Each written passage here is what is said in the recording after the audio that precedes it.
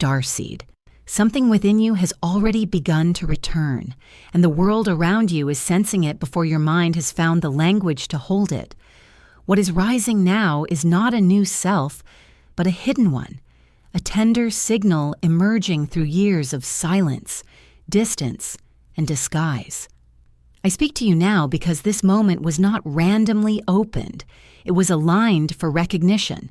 Stay with this transmission, and you will understand why your sensitivity was never damage, only the first movement of remembrance.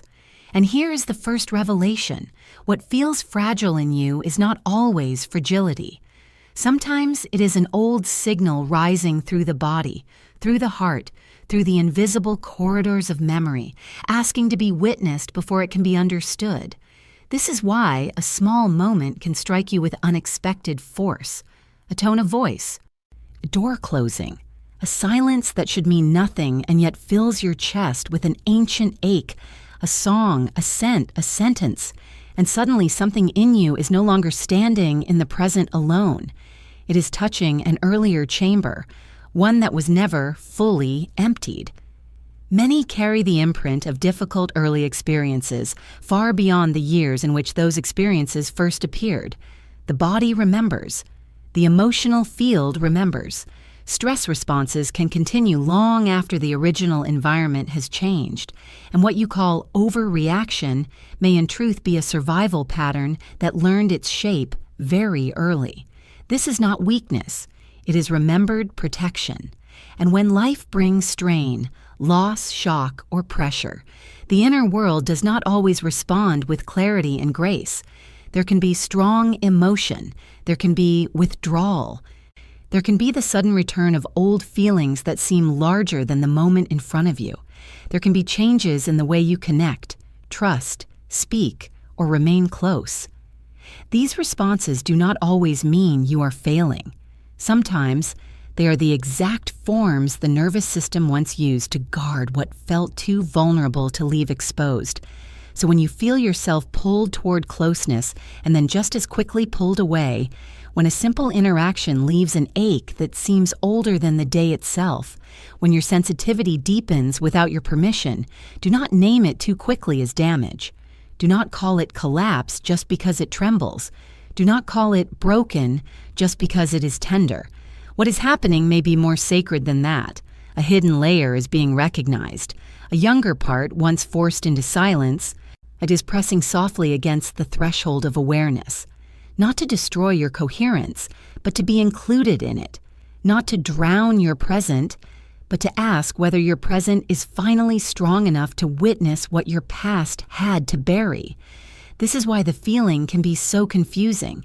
It is intimate, but unfamiliar. It is old, but suddenly alive.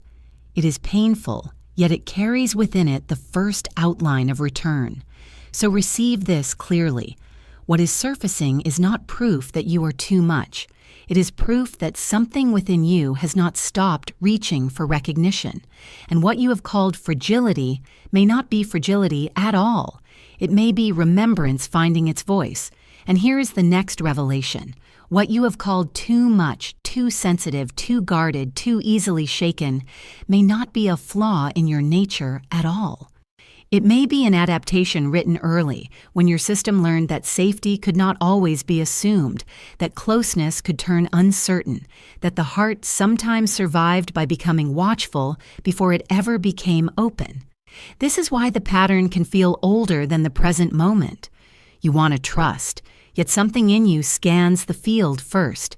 You want to stay, yet another part prepares to withdraw before the wound can be touched. You want to receive love, reassurance, stillness. But the body does not always move at the speed of desire. It moves at the speed of what it once had to learn. Difficult experiences in childhood can leave effects that continue into later life, shaping emotional responses, stress reactions, behavior, and health long after the original season is past. The body does not simply erase what it has lived through. It carries impressions. It remembers patterns. It builds responses that once made survival possible and then keeps using them until something safer is finally strong enough to be believed. So when you notice hypervigilance, retreat, mistrust, fear of abandonment, or the instinct to become small before anyone has even asked you to, do not rush to call these personality defects. They may be traces of adaptation.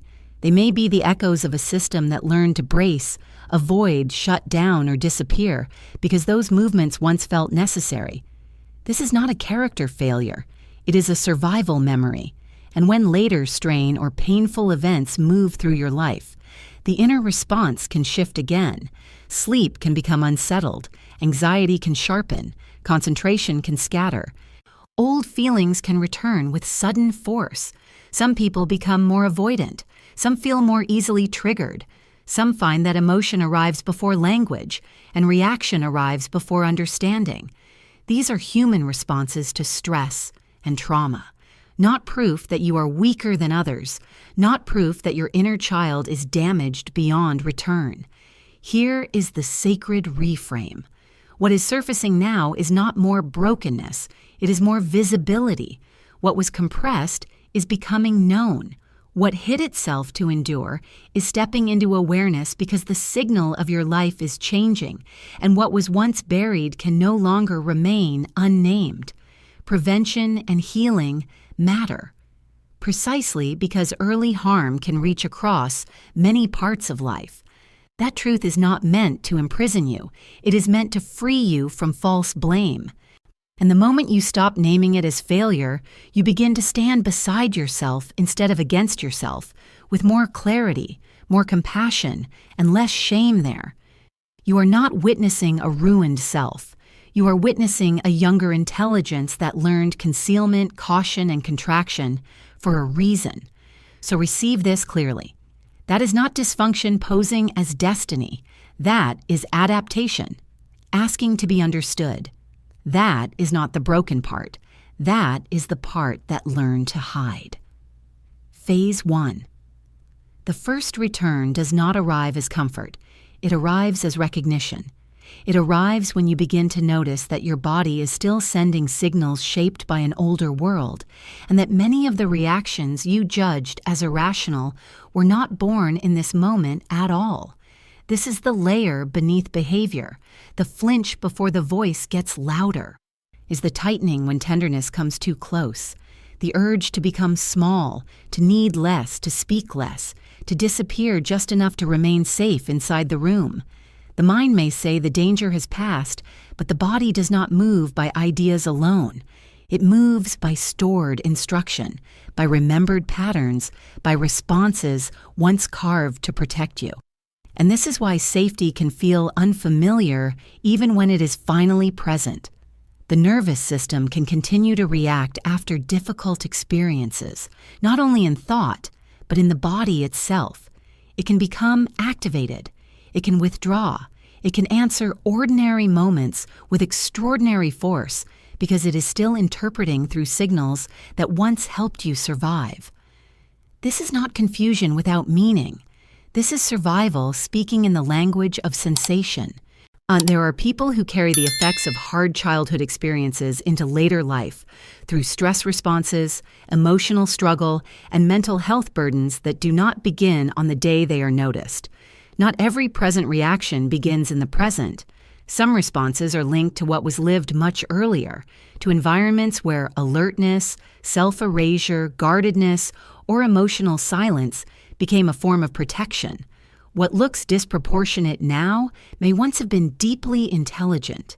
So when you overread a tone, brace before intimacy, distrust calm, or feel compelled to fold your own needs out of sight, do not dismiss these movements as weakness. See them for what they may be. Old signals still moving through the body. Old codes still firing across the field of relationship.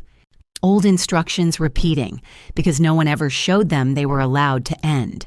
Here is the deeper transmission. Returning is not only the recovery of softness, it is also the revelation of what softness had to hide behind. It is not only the memory of innocence, wonder, openness, and light. It is also the recognition of the layers of vigilance, retreat, and self-protection that formed when those qualities were not fully safe to express. So phase 1 is not about forcing yourself to feel healed. It is about seeing the veil. It is about understanding that the body may still be broadcasting signals from an earlier chapter, and that these signals were not created to ruin your life. They were created to preserve it. As this becomes visible, shame begins to loosen. You stop asking why you cannot relax, and begin to understand that your system learned caution for reasons once real, even if those reasons no longer rule the room now. This is why the first return can feel unsettling. You are not only meeting beauty, you are meeting the architecture built around beauty. You are not only meeting tenderness, you are meeting the reflex that covered tenderness so it could endure. Receive this clearly. The signal is old, but your awareness is new. And what is being revealed is not merely memory.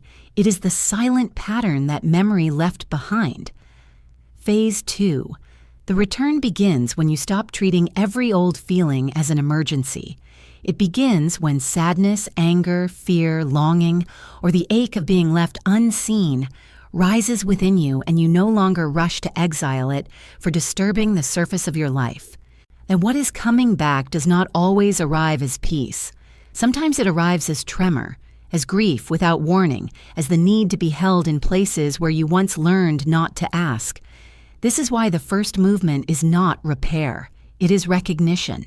It is the quiet and sacred act of seeing what is here without naming it failure, regression, or proof that you are falling behind your own becoming. When old emotion rises, do not mistake its presence for defeat.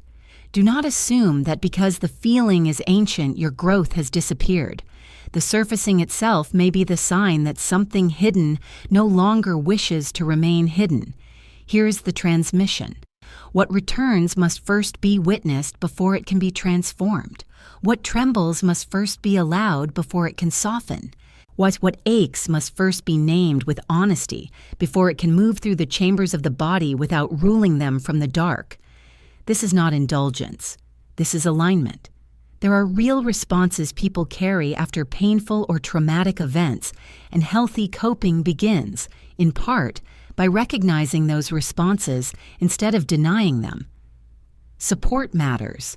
Basic care matters. Rest, steadiness, nourishment, and trustworthy connection matter, not because they erase the past in a single moment, but because they create conditions in which the inner world no longer has to stay at war with itself.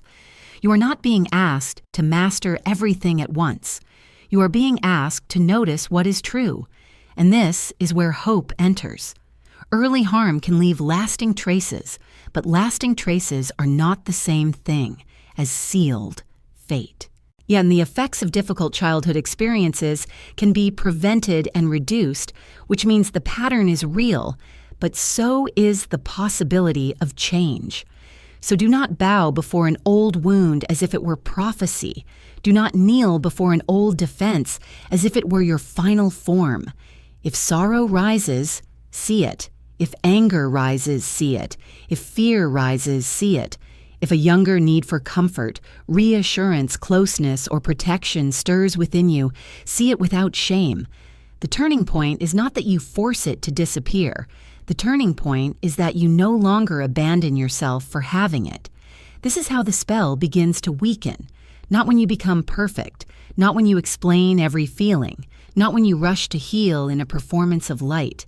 It begins when you remain present long enough to say, "This too is part of what survived, and I will not condemn it for showing me where the silence used to live." So receive phase 2 clearly. You are not being asked to fix the returning child in a single breath. You are being asked to recognize her, to stop calling her backwardness, and to understand that what rises now is not a sentence. It is a signal asking to be met with witness instead of judgment. That is not collapse. That is the first mercy. Phase 3. Maturity is not the burial of the wounded part. It is the moment you become able to remain with that part without shame, without panic, without turning your own tenderness into an enemy. This is where your presence begins to change, not because you have become untouched, but because you no longer abandon what hurts the moment it asks to be seen. Many people believe growth means becoming unreachable by old feeling, and they believe becoming whole means never trembling, never needing comfort, never feeling the pull of earlier sorrow again. But that is not wholeness. That is distance wearing the costume of power. Real steadiness is different. It does not come from exile. It comes from relationship. So when old emotion rises, the sacred task is not self-judgment. It is recognition. When fear appears, you do not have to accuse yourself of regression. When grief appears, you do not have to call yourself weak. When the body tightens, the heart races, the mind scatters, or the urge to withdraw returns, the answer is not to declare yourself broken all over again. Healthy coping does not begin with denial. It begins with noticing what is happening, caring for yourself in basic and stabilizing ways, and reaching for appropriate support when support is needed. This is how the field begins to change, slowly, quietly, through presence, through breath that does not rush, through a pace that does not force revelation before the body can bear it, through the repeated message given again and again to the inner world that it no longer has to survive every moment as if it were the old moment. This is not passivity. This is retraining through safety. And here is the deeper affirmation. Early experiences can leave lasting effects, but lasting does not mean final. What shaped you is real. What marked your responses is real. What touched your stress, your emotional life, your health, your way of attaching, trusting, or bracing is real. But understanding those effects and reducing their power is also real. The past may have written instructions into the body, yet it did not write the last line of your becoming. So do not define adulthood as the art of silencing the younger self more elegantly. Do not call it wisdom when you leave your own frightened tenderness standing outside the door. Maturity is not the perfection of suppression. It is the capacity to stay, to notice the old protection, to understand why it formed, to stop shaming it for having once been necessary, and then slowly to offer it something different. This is where the light becomes honest. True radiance does not come from placing a polished identity over unresolved fear. It comes from ending the war with the part of you that once learned fear for a reason. It comes from becoming a safe place for what once had none. It comes from coherence, not performance. So receive this phase clearly. You are not here to amputate the small and hurting self in order to become spiritual, mature, or strong. You are here to ground strength in compassion, to let presence become protection, and to discover that the truest version of power is not the absence of vulnerability. It is the ability to remain with vulnerability until it no longer has to cry alone. This is not weakness becoming visible. This is love becoming stable within you. And now, the closing revelation. You are not broken. What has been moving through you was never proof of ruin. The signs you noticed, the tenderness, the vigilance, the sudden emotion, the pull to retreat, the ache that seemed larger than the moment itself, were not final verdicts on your worth. They were remnants of adaptation, signals shaped by what your system had once endured. And signals are not the same thing as identity. This is why the return matters. The inner child does not rise to destroy your peace. She rises to be seen correctly. She rises so what was pushed into silence can finally stand in the light of your awareness without being condemned for existing. She rises so your life is no longer forced to organize itself around what had to remain hidden. This is not weakness becoming louder. This is truth becoming visible. Many human responses after painful or overwhelming experiences are real, and seeking healthy ways to cope, steady yourself, and receive support is a valid response to what you feel. What lives in you deserves listening. What you carry is not made unreal because it is invisible.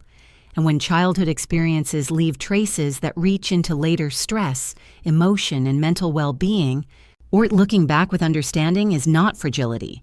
It is wisdom without cruelty. So let the loop close here.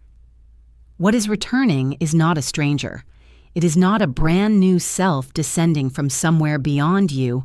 It is the part that was always there, but had to hide beneath caution, beneath adaptation, beneath the veil of survival. The signal is becoming clearer because you are no longer only reacting to it. You are beginning to recognize it. And recognition changes the field. This is why your presence can feel different now. Not because you have manufactured some brighter identity, and not because you have erased every wound, but because more of your true inner life is no longer buried under automatic defense. Your capacity to feel, to connect, to remain, to soften without disappearing is not making you smaller. It is making you more real. Your presence is not weakening. It is becoming less obscured. So if this transmission has found you at the exact moment you needed these words, let your declaration be simple. Write, I return. Let that be enough. Let it be a signal to yourself before it is anything else.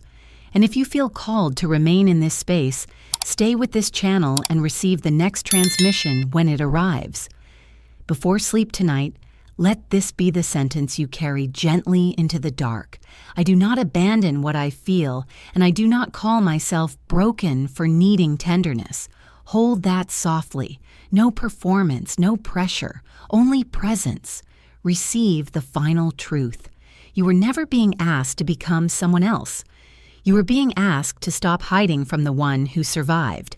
And what returns now is not damage. It is your buried capacity for feeling, connection, and living from a truer presence at last.